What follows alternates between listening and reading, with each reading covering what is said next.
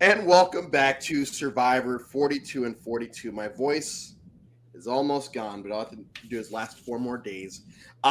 Just finished Survivor Edge of Extinction, which I have some opinions on that are very different from what I planned on having going into this rewatch. But before we get to that, we are joined once again by Jackson, who we last saw 2 days ago with Ghost Island. Jackson, thank you for coming back. Ari, and Julia. We'll start with Ari. What is your all-time Survivor hot take? Whoa, we're coming in hot, starting with a Survivor hot take. How about this? Survivor Edge of Extinction, second favorite season of all time. How's that? All right. And Julia. Survivor, Edge of Extinction, first favorite season of all time, and Kelly Wentworth, first favorite player of all time. And we can start right into that.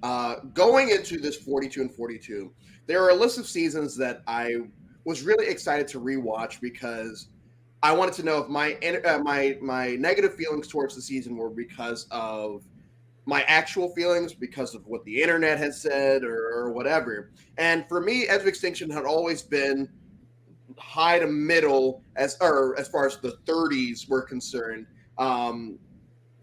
Not as far as like 30 seasons, but rankings. Like I always have it ranked like the 31st through like the 35th, 36th.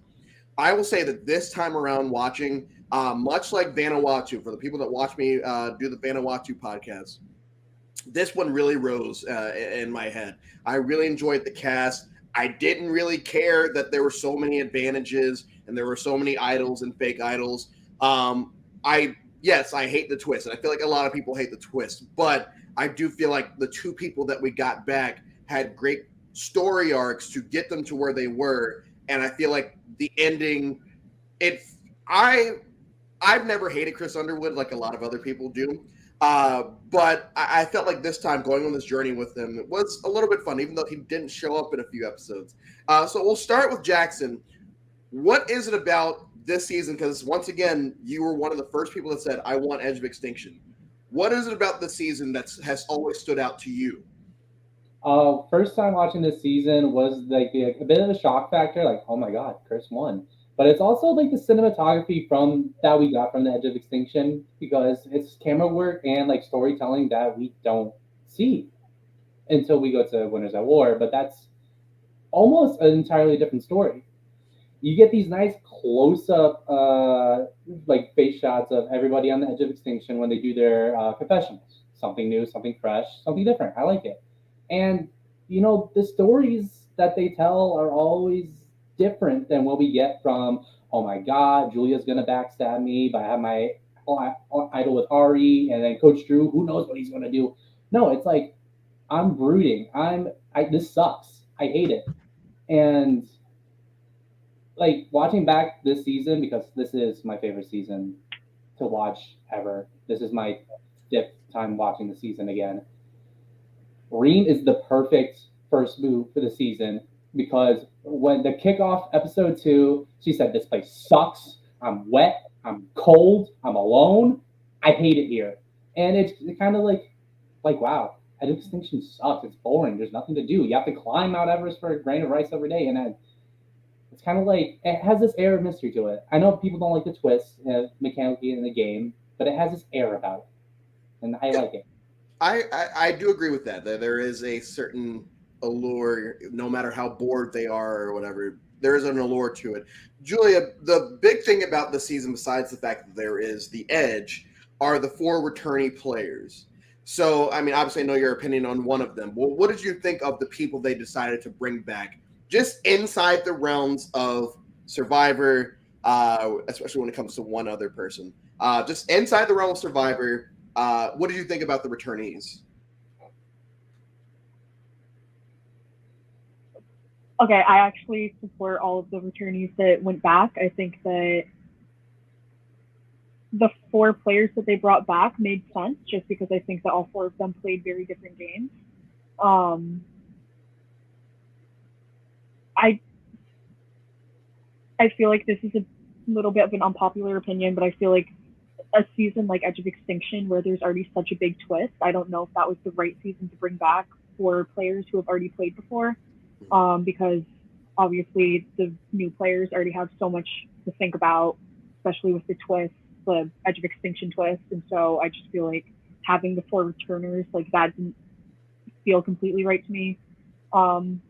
Love Kelly. I think Joe, again, I don't know if I would have picked him to come back on that season just because I think that he never would have made it very far. But I like all of them. I like Aubrey. Yeah. And Ari, the rest of the cast, I know that this season gets a lot of flack for being a very boring and dull cast, but I just watched Ghost Island 2 days ago. So with this cast, who are some of the people that stood out to you, with the exception of, the returnees? Yo, whoever said this cast is bland and boring, they're bugging. First of all, they're Reem, the first boot, is one of the most memorable. Forget first boots, one of the most memorable like Survivor players ever, right?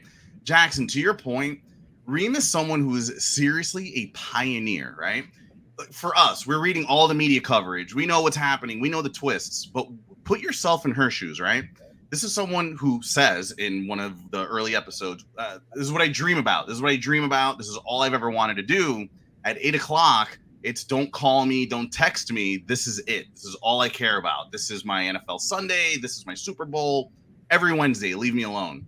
So you finally get an opportunity to get onto there and you get voted out first immediately. And you get this opportunity to keep going. For us, the viewer, we know what's happening. We know there's a light at the end of the tunnel. But for someone like her who's out there, she has no idea. She doesn't know that she has to get the right. She has no idea how long this is going to go for. She doesn't know if there's a vote at the end. There's nothing, right? There's no direction. There's no instruction. So when we talk about characters, I feel like the biggest character of all is actually the Edge of Extinction, the twist itself. Because if you've ever thought about or dreamt about or wanted to play the game or be on the island, the whole idea is it doesn't matter who comes back. The person that comes back is you. And I feel like Chris Underwood is such a perfect avatar for you, the person. He's like he's a generic human, right? He's not even a real person. I feel like the idea, you're supposed to project yourself onto him, right? Like he gets voted out. This is a dream. And whether it's Chris Underwood, whether it's Aubrey, whether it's whoever, right? The whole idea is whoever's coming back, they're representing you and their story, right? And so you hear how devastating each loss is. And we actually get to hear a perspective of they haven't been fed, they haven't gotten those comforts. They're still out there suffering, and yet we still hear their perspective on the game, fuck it, even life, right? So I think in terms of storytelling, the biggest characters aren't just players, right? There's a guy named War Dog. We don't even know what's his real name. Nobody knows, right? And I ultimately it's the actual island itself that I feel is the biggest character because and in terms of hot take, Edge of Extinction, I feel like the reason it didn't work is the week to week, right? We have a formula. We know what to expect. Someone gets voted out, but at the end, we're like, they might come back. But Drew, you just binged this, right? I feel like this is the perfect season to binge. The story flows. There's some episodes we don't even get a previously on. It just goes right into it. Goes right into the reactions, and it just flows really well. So that's just where I'm coming from in terms of the characters. And I even talked about Julia. What a queen. Love Julia. Lauren, one of the most badass players ever. Like everyone's always, oh my god, these people faint. Yo, Lauren almost died out. Like I'm laughing, but yo, that's just crazy. I mean, yeah. And Aurora just started making deals as soon as Lauren's out. And Julie's losing her fucking mind. Like she's on the ground. It's like, yeah, she'll be fine. All right, let the woman cut a deal. None of y'all fuck with Aurora, and I do want to get to that. Like we don't have to talk much about it, but does anyone know why not we, but the cast just dislikes Aurora so much? Because all I know is she was aligned with Joe, which. But besides that, there's not really anything that we're shown where it's like, yeah, I understand why all these people keep going against her. They keep voting for her. They keep throwing her name out as the decoy. Jackson? I ain't got much for you. What we're told from the season is that for Kama, Joe and Aubrey might as well be the plague. They're evil. They're sinister. Get them out. We want them out yesterday. And the only player that really takes a shine to either of them, I guess she was mainly fixated with Joe, was Aurora. So maybe that stench never really left her because she was like so like attached with these players, and obviously she hasn't gone to she didn't go to pre-jury tribal, so she didn't get a chance to get voted out until we had jury. So I think that's definitely part of the reason. But I don't know how true this is. I've read this because I love the season so much that Victoria said in an interview one time that if Kama was to go to a pre-jury tribal, that they were probably voting out Aurora. So She was just on the bottom from the beginning. she was just on the bottom She from the just beginning. I think she became that character this season where it's like, yeah, that's the easy vote every time until we actually take advantage of the easy vote, which they did at 7, I'm pretty sure. 6 or 7. Brown, if you will. I'm a button really quick. I just want to highlight, like, I've never heard anyone comment about, like, Aurora is a divorce lawyer who's like, she grew up in like the foster care. Like, that's fascinating. What? Who is this person? And you became a divorce. That's the route you took. I don't know. There's something very interesting about someone like that. You know what I'm saying? Yeah, I feel like she's definitely. I won't say she's a miss on the season because I do feel like I found myself rooting for her at a certain point. It's like, wow, people really want her gone. But I wasn't like. I would say that her boot was the biggest as far as boots are concerned. The filler of the season, and not to say that it was a horrible episode or a horrible boot. It was just more of a it's about time. They've been teasing it for a long time. She was bound to go at some point, and her going here is not going to, in my opinion, impact the long term game at that point. I have a lot of problems in my notes as far as I have them labeled as problems. And the first problem we kind of touched on with the Edge. I do want to ask Julia first, and then Jackson, because Ari already touched on it. What were your thoughts on the actual Edge of Extinction twist? I have mixed thoughts. Overall, I like it a lot, actually, and I know again that can be kind of unpopular. I think that it was a really interesting twist, obviously, and something we've never seen before on Survivor. I think that because it so like dramatically impacted the game, and especially like the end of the game, a lot of people can look at it and just be like, it's not fair necessarily, that like someone who barely had to play the game can come back and like go to the end. But I think that also Survivor is just such an unpredictable show, right? And you never know what's going to happen. And when you like sign up for the show, that's what you're signing up for. So it's like, maybe it's not fair, but that's just the game. And it's entertaining to watch. So, Jackson? I had to do a lot of convincing of myself, maybe a little self-convincing, if you will, that I really like this twist. And I'm starting to really come around to it. At first, I've always been okay with like Rick coming back. Like, I think that was a perfect spot to have someone return from the Edge. It's still wicked soon, but at the same time, they did miss some time, but it doesn't affect Rick's position in the game. So I was always okay with that. And I was always okay with the idol that he got because he still needed to have social capital to pull something off. I had to do a lot of convincing that I like Chris's return, though. And I finally have come around to the fact that I like it. I like the twist. Because yes, it's like kind of perceived like, oh, he sat around and did nothing which is just inherently false. Exactly, one challenge. Well, first of all, sitting around doing nothing is probably the most boring and batshit crazy thing in the world. And you probably think about anything besides the game, or you think about all the game, and then you just kind of overthink yourself. I'm overthinking it. But Chris comes back with an idol people didn't like, but at the same time, he comes back with an idol, and who's he going to give it? He has to give it to somebody. He hasn't been spending any time with any of these people in the game currently. So he has to trust somebody to give his piece of the idol. and then have them return at the very next tribal if they're both still there. That takes a hell of a lot of guts, balls, and strategic and social capital that you have to pull off within a day. Now, Chris did look out when getting Devins. Devins is on the out clearly. They came from the same tribe. It did look out for him there. Devins could have held on to his half of the idol. Yes. Chris could have gone home at 5.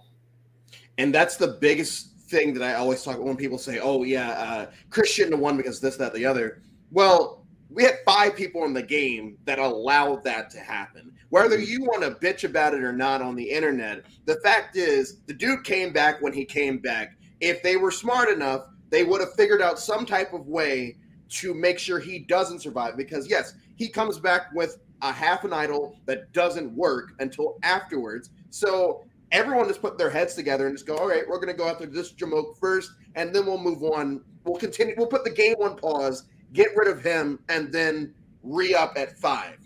What happened instead is everyone tried to utilize him as a number. And, he was very gracious as he comes back. And we're not going to touch too much on Chris right now because we want to get to him later. But when he gets back, he has his Sermon on the Mount almost where he says, anyone that wants to talk to me, I'm open ears. I have all the tea. Please come to me. He's very humble as in the way that he talks to them.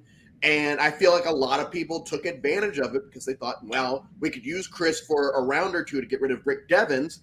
And in reality, they should have just been focusing on getting rid of him because he's the one that has spent the most time with this jury. And if they even like him a little bit, he already has a head start over all of you except for maybe Rick, because they have also been watching Rick make you fools walk in a circle for the last few rounds, hiding idols, trying to scare them, which was just, I forgot how much fun Rick is this season. I know that people, have started to turn on him online for some reason, but I really enjoyed watching Rick this time around. The next problem, and now we're kind of just, it's kind of a spitball type thing. I refer to it as the Joe problem, and not the Joe problem that we found out later, because I don't want to touch on that. But the Joe problem, as far as we know what this guy is, he's great pre-merge. His tribes win all the immunities. He comes back. He comes to the merge immediately. We take him out. I felt like after Cambodia, Joe, if he were to come back, he would have learned how to deal with this game, as compared to a lot of other players that were looked at as physical threats and came back and had to learn. They had to add another aspect to their game. With Joe, it just felt like, oh, yeah, same old Joe. Merge boot, in which his OG tribe comes in with like the overwhelming numbers, and they still decide to turn on him because he hadn't ingratiated himself with at least one, oh no, not one other person, because that was Aurora, with at least maybe 3 to 4, or like go to Kelly or David and say, hey, let's do the 3 of us plus whoever we're aligned with. So Probst asked Joe at the reunion, if you came back, this, that, and the other.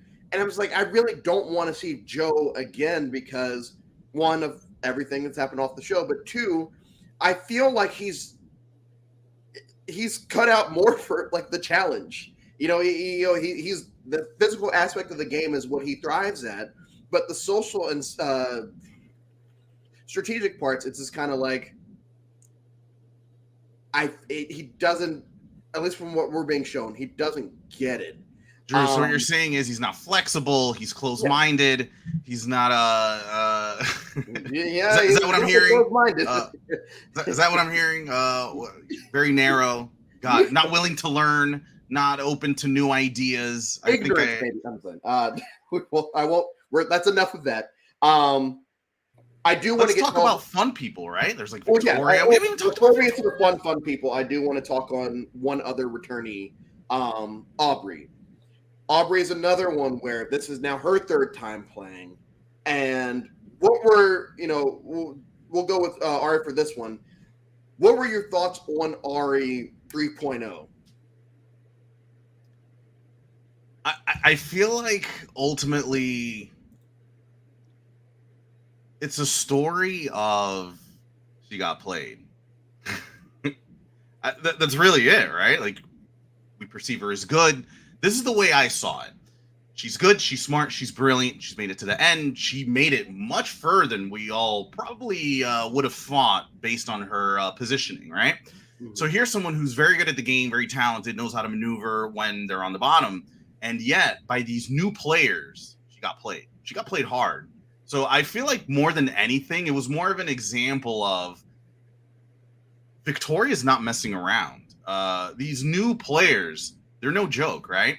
Joe got played, Aubrey got played, and let's keep it real, Kelly Wentworth got played, and David Wright, he did the best he could, right? I feel like maybe out of all of them, David probably had the best of the four. Yeah, but all of them, they legit got played. They're outwitted, they were outplayed, and now obviously the lame outlasted, right? But it was more about like the strategy, how to manipulate. Like they were just, these new players were running circles around them, and I feel like it was more about highlighting and boosting up the new players and like, yo, it's a new ball game. Before we would get recruits. Nowadays, this shit's no joke. If you're gonna play, you better know what you're doing. Yes, and I that's the next question I want to ask Julia. At every other returnee season, whether it's all returnees, half returnees, or like captains type seasons, in the past there have always been a large number of recruits on those seasons playing with these returning characters. And what happens in every season before Edge of Extinction is there's at least one returnee that sits at the end. Now, for the first time, I feel like this entire cast were just full of people that actually like the show, and they're playing against their returnee cast. And for the first time, no returnees sit at the end. So do you think that that is the reason behind why no returnees make it far in the game? Or do you think that they, these players that they had this season were just that good that they were able to trick 4 of the good to greatest players to play in the last 10 years? I think it's a little bit of both. I think that some of the players on the season were like exceptionally good, right? But I also think that, it makes a huge difference if you have somebody that you like wanted on the show, so then you recruit them versus somebody who is a super fan of the show, someone who has studied the show, someone who knows what they want to do with their game. And so I think that a lot of players that this season just like came in and like knew what they wanted to do, right? And they knew like they had to cut the returnees or they got cut by the returnees, right? And so I think that is ultimately I think why there were no returners at the end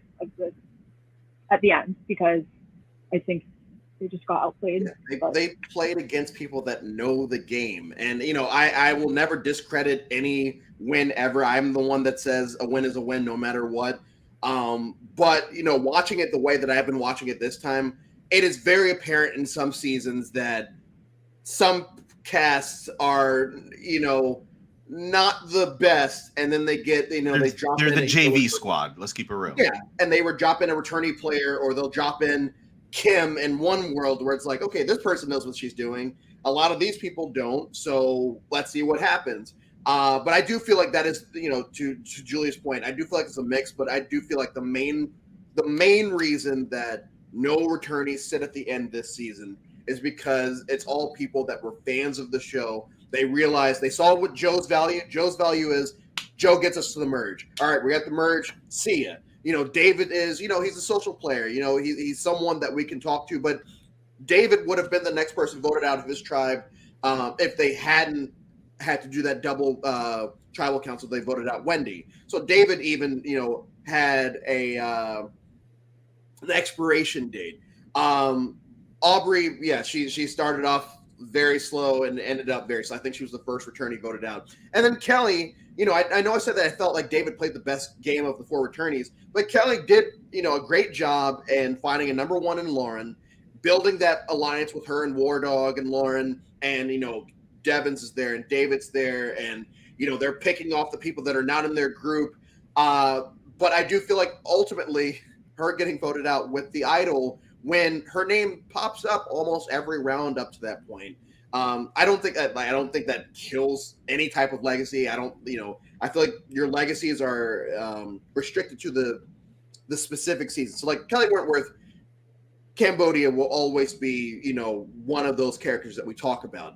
Kelly Wentworth, in over 3 seasons, I feel like is a very good player that kind of got shafted in San Juan del Sur, and in this season just kind of ran into people that were all these other seasons. They'll put their foot down and say, "We don't want to return and get to the end." Yeah. War Dog's a catalyst, man. War Dog's what got it. Should happen. But everyone puts their foot down and says, "We don't want a returnee to get to the end," and then a returnee gets to the end. This season, everyone put their foot down and said, "We don't want a returnee to get to the end," and they cut them off before the game really got going. I think the Wentworth boot is what really starts this whole Rick Devens versus the world storyline, which ends with Rick Devens losing, which gets me to the Rick Devens problem. Jackson, we're going to start with you because there are a lot of layers to the Rick Devens problem, and this is coming from someone that is a Rick Devens fan. The point of the problem that I want to talk to you and what I want to pose to you is he definitely hijacks the camera this season, and I know that a lot of people are not fans of one person taking a lot of the screen time away. But do you feel like they picked the right guy for that camera hog, or do you feel like they still could have dispersed it among other folks left in the game, or even giving Chris more screen time on the edge? Wow, somebody hogging a camera for majority of the season. Season 19 is shivering. Yeah. They picked the absolute the guy. This is probably one of the best people in the 30s to ever give screen time to, barring returnees. This man knows what he's doing, first of all. He's very well spoken. He's a news anchor. He speaks for a living. And he conveys information for a living. It's not survivor based, but whatever. He gets blindsided. His number one ally goes home. He has to rely on immunities and idols. And once he has immunities and idols, he's fun. He's funny. Like, that man makes me laugh a lot. And all his humor is like dad jokes, and it's like, wow, perfect. And he's charismatic, and you do get that sense like it's like this Rick Devens versus the world. But for most of the game, for most of the merch, he's winning. He doesn't get played by Ron with the idol menu, which is I want to talk about Ron so badly. Oh no, we will. He does not get War Dog. He rallies numbers when he does have power. He is the boss that the editing room sets up for Chris Underwood to kill, right? Yes. They build like this big giant Rick Devens snowball, and then they take a Chris Underwood flamethrower, melt him, and then wow, Chris beat the most strategic player and beat the person, that we've been seeing for the past season. Chris has to be something good. I mean, that's the intent of the editing room. Maybe they could have packaged it elsewhere. Maybe give like Victoria or Chris Victoria. A little more. But what are they showing though? You know what I'm saying? That was very under-edited. It's a mix of both. It's really a mix of both. He's fantastic, but it could have gone elsewhere. Julia, along with that, Rick Devens' big thing, and Jackson touched on it, is winning immunities, finding idols, and making fake idols, which I feel like that puts it over the top in a fun way. The episode or the finale where he hides two, and they are both found and both played. So as Rick Devens as the player, being voted out or not really talking about that. What do you think of Rick Devens as the actual player? I mean, I think he was a genius. In my opinion, I think that he played the most well-rounded game of everyone on that cast. If he was sitting at the end and I was on the jury, he would have had my vote. Would you have even asked him a question? What? Would you have even asked him a question? No. No, I wouldn't. And the big part, and Ari, this is going to you. The big part of this is, and we're just talking about Rick for now. Ozzy comes back in South Pacific a few times. Everyone online's like, "Oh yes, I'd love for Ozzy to win this." Not to say that people were clamoring for Burton to win Pearl Islands, but I feel like people wouldn't have been pissed off if Burton won Pearl Islands against some of the folks that were on there. Even Wyatt Nash. What is Wyatt Nash's real name? Matt Elrod. Matt Elrod comes back in Redemption Island after his long storyline that we get there. I feel like people would have been happy with that. So the big Rick Devens issue this season is Rick Devens does come back in this game, and Rick Devens does get to almost the end. And I do feel like if Rick Devens wins the season, people online are not as pissed off as they got when Chris did.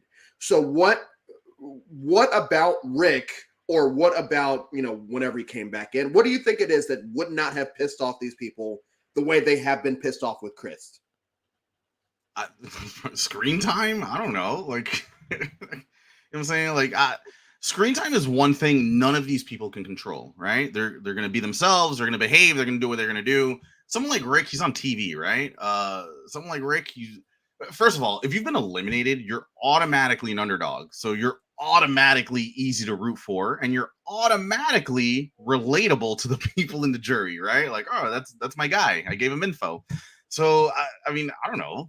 The camera time, I think that's the only difference, right? Like, we're going to keep showing footage of Chris feeding people fish? Like, okay, sure. Yeah, I get that, and I think that this season actually, I feel like would have benefited with what season 40 has with the fire tokens, because we're consistently seeing Natalie do shit on Edge of Extinction and Winners at War, and I feel like by the time she comes back, it's like it feels deserved because we have spent time with her there. With Chris, like you said, it's a lot of fishing. It's a lot of Keith getting the disadvantage to try to screw Chris in that first battle back, which he does.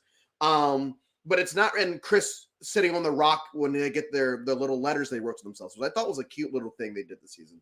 But we don't really get much because there is nothing really going on the edge as compared to Winners at War. But having said all that, I do feel like it is a tad hypocritical on people that will want, that cheer on Ozzy for, potentially winning South Pacific, but because they're all these people's qualms are they got voted out. It shouldn't count. Well, Ozzy got voted out twice. He got voted out twice in South Pacific. No.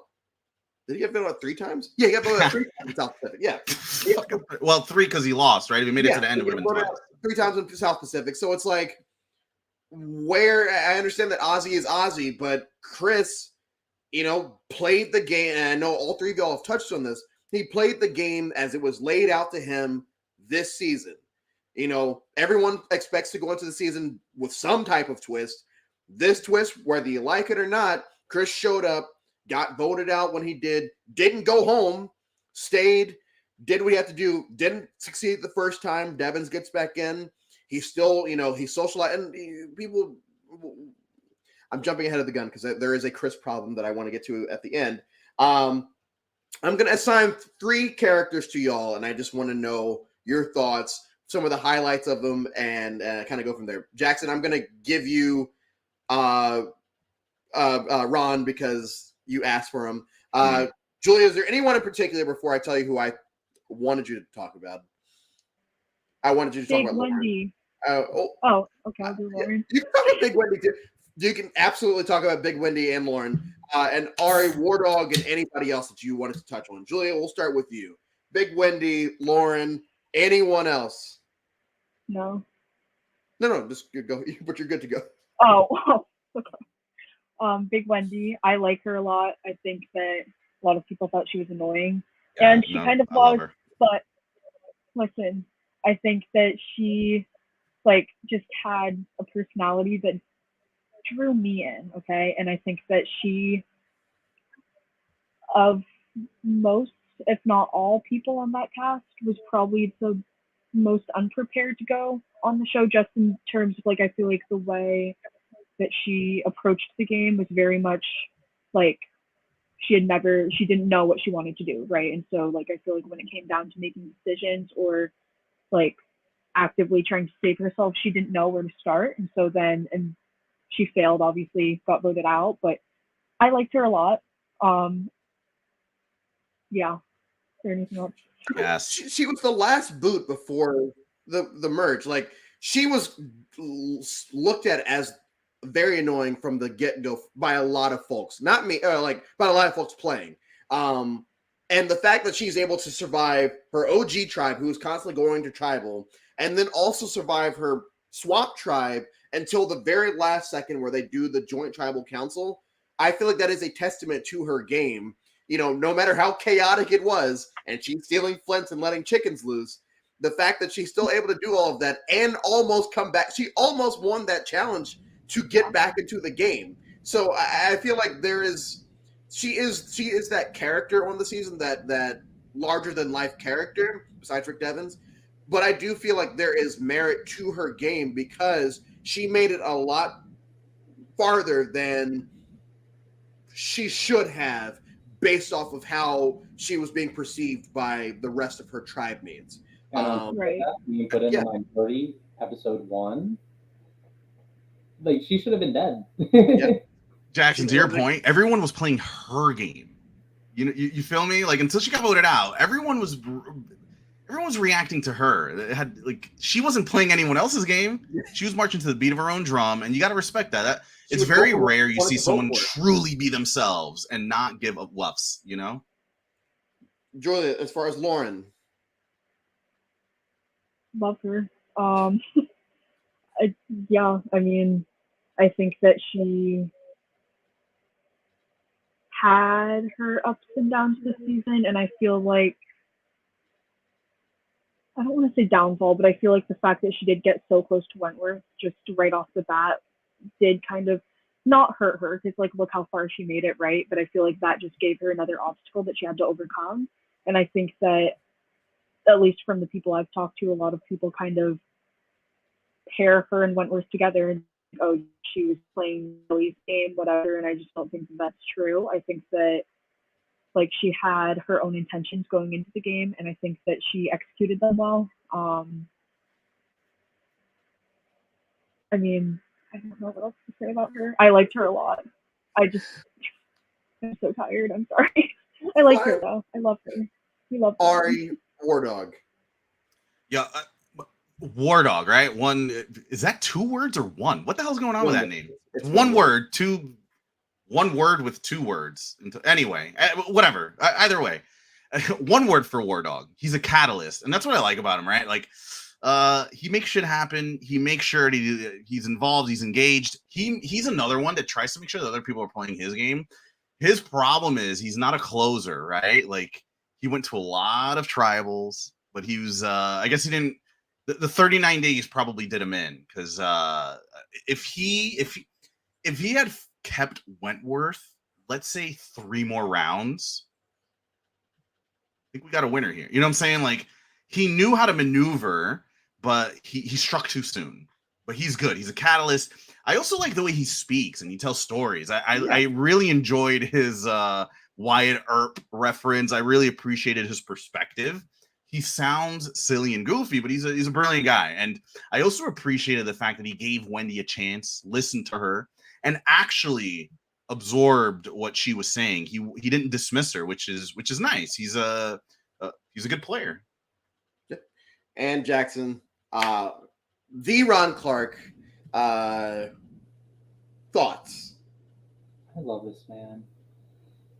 Coach, I texted you earlier today. I said, listen, Rick Devens is amazing and all, but he's not even the greatest player. And then you said, yeah, Victoria. And I go, what about Ron Clark? This is a man that played the most under the radar game because he was living in the world of War Dog and Rick Devens.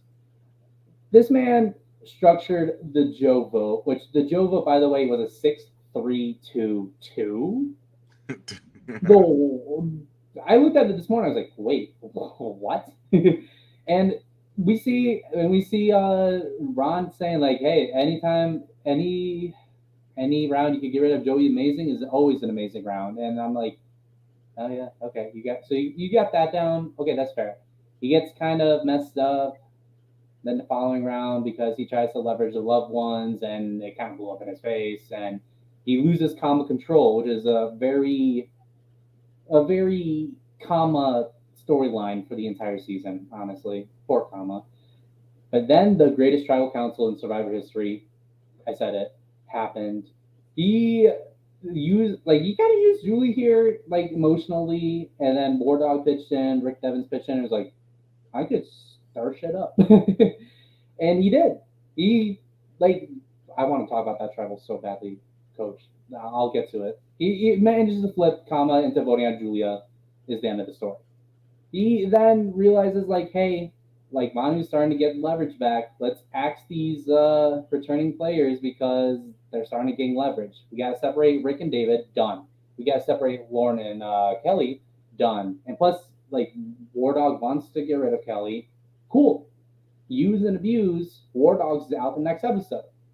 War Dog probably should have stayed for Ron's case, but I digress. Ron then gives Rick Devens the advantage menu, which I mentioned before. It's expired. It expired like what, week 3, week 4? I'm not Day 9, yeah. Day So 9. yeah, Rick doesn't know that it expired until he plays it. He was like, of course, he was cautious. Like, yeah, why is he giving me this? He was cautious, but he didn't know for sure. And so on paper, this plan probably should have worked, and Rick probably should have gone here if he didn't find an idol. We get it. Rick Devens is Rick Devens. But Rick Devens goes home there. Ron is now the big threat of the game right now. It only takes one tribal council to survive. Throw Aurora under the bus. Victoria's having a good resume too. And then guess what happens the week later? Edge of Extinction. Chris comes back. I'm just going to assume Chris comes back just because it's Chris. oh, you're just fantasy booking at this point. Okay. Yeah, I'm fantasy booking because Okay. I love this man. Chris comes back, probably uses an idol of some kind. Somebody else says blah blah blah blah blah. Ron probably should have fucking won this season. Damn it. I think he's the best player. Yeah, at Final 7, he should have won, or 8, or whatever it was. And I will say, I did like Ron this. I liked a lot of these, but Ron, Julia, Gavin, and Victoria. I really loved that 4, along with Julie. Julie was there too. That 5, let's just say, I really liked that group. And, everyone at one point or another does have some type of leadership role in that alliance and are making the decisions. And I feel like and we'll get to the final tribal in just a second. I feel like if Gavin had made that point more clear, like, yeah, I wasn't always the driver, but these were the rounds that I was, and these were the people that went home, as compared to, like, it was me and Victoria, it was me and this. Because Victoria doesn't even vote for him at the end, which is fucking wild to me.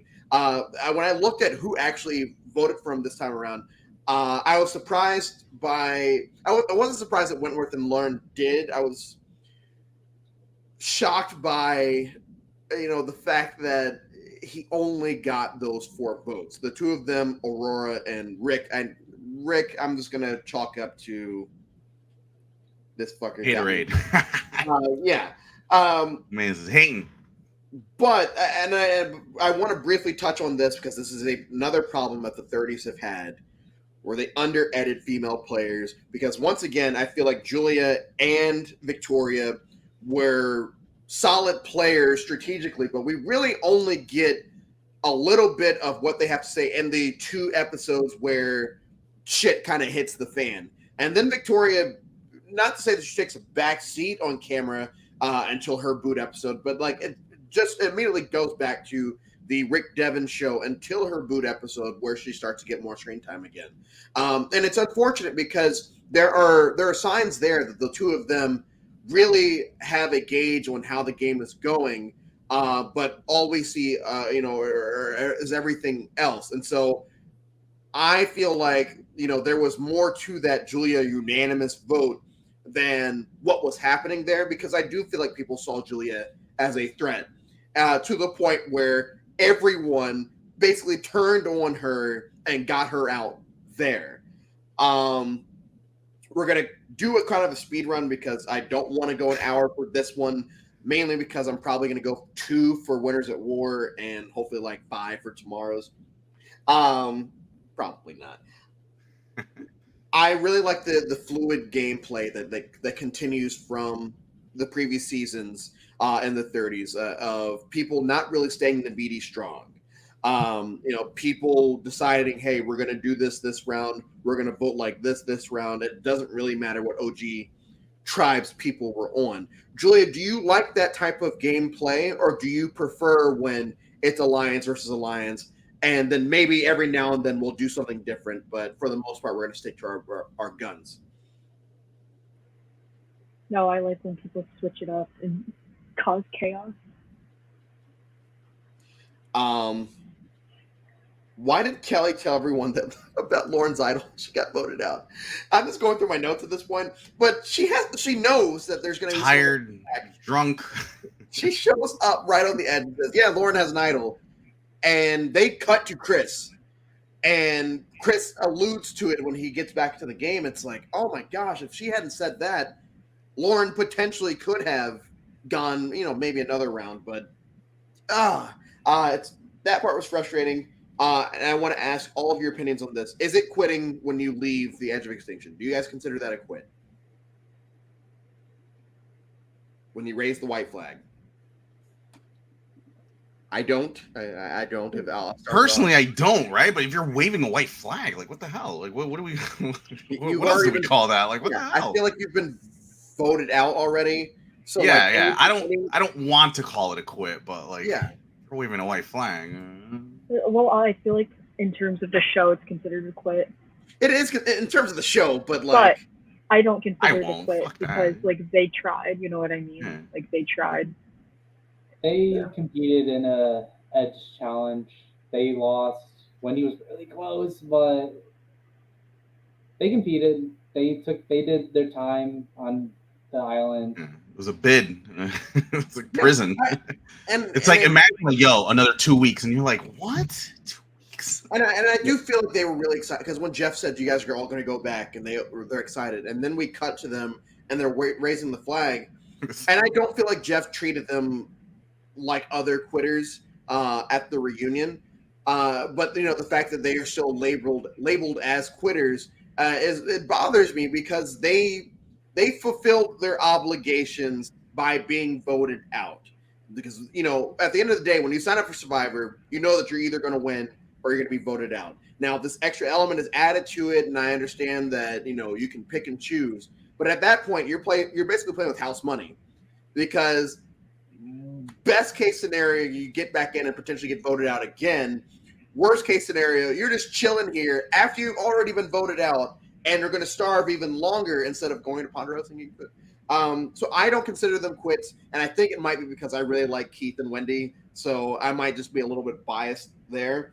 But we get to the final four, and we have this moment where Chris gives away the necklace and he goes to fire. Jackson, is this the best move for Chris in this situation, or do you feel like you answer with your head, but you can finish me off. Yes, finish what I was going to say and then answer it. Or is it just taking it? It's too big of a bite. Is it too big? It's not. He has to. Like Chris's whole story throughout this season, he gets limited screen time, so it's not that huge, crazy story.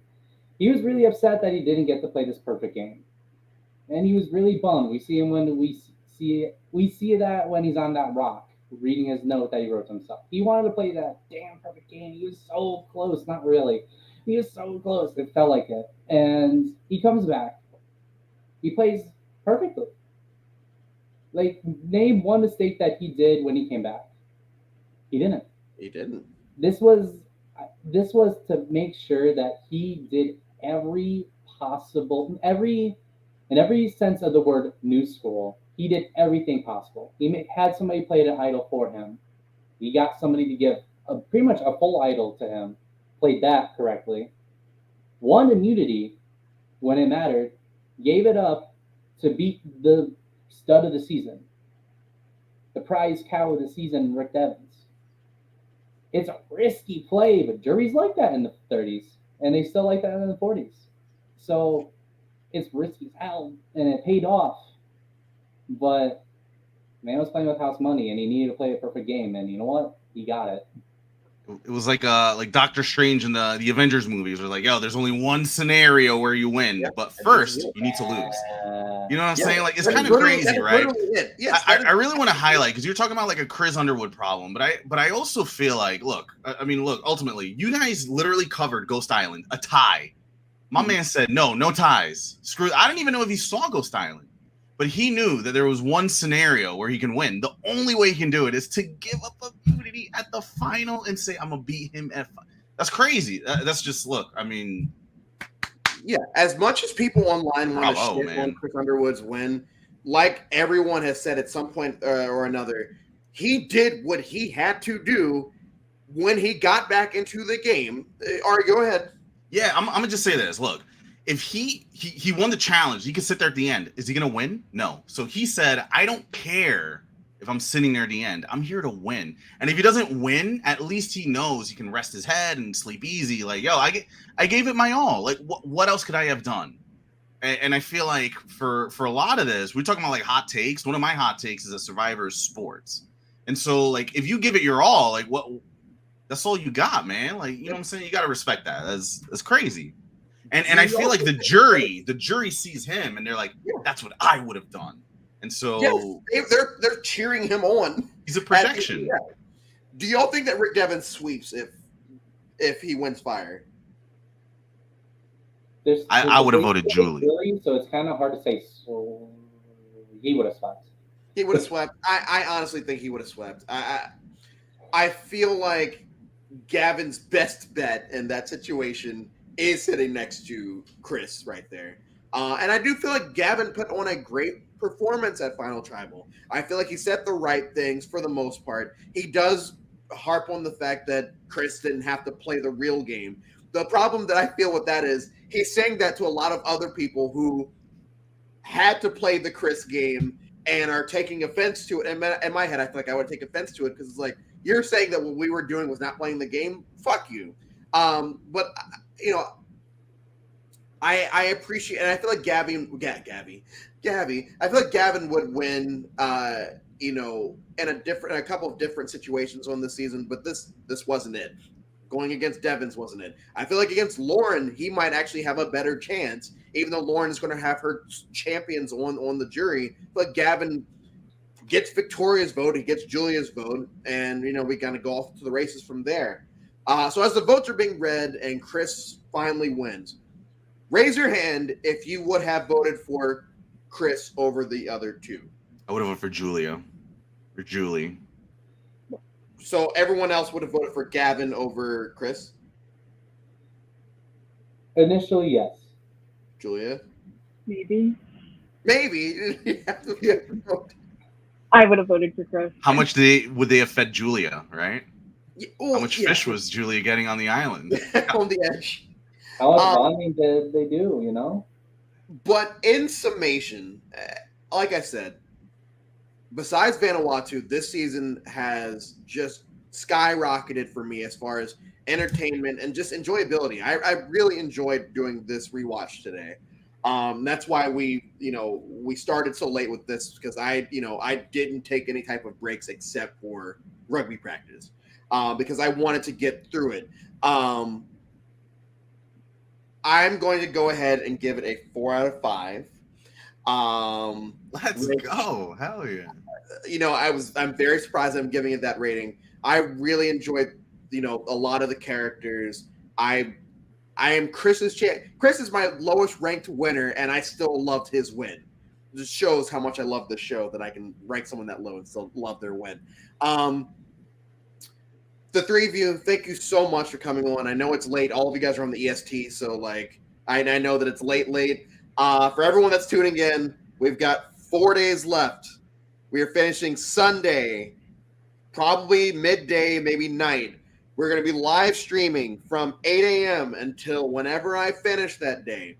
If anyone wants to hop on at any point throughout the day, please join me in the festivities. There will be drinks. There will be laughs as we watch season 42, and I will probably end up like breaking down in tears at the end of it. But thank you all so much for continuing to support, and we will see everyone after Island of the Idols.